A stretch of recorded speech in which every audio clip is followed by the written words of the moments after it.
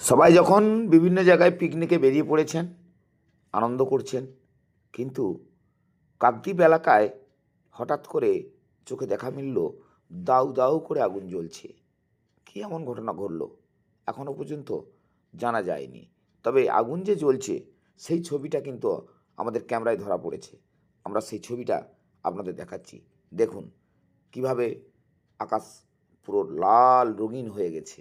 আর সেই ছবিটা দেখার পরে আপনারা নিশ্চয়ই জানতে চাইবেন, কিন্তু কিভাবে ঘটনা ঘটেছে এখনও পর্যন্ত সঠিকভাবে আমরা জানতে পারিনি, যার ফলে ছবিটা কেবলমাত্র আপনাদের দেখাচ্ছি। দেখুন।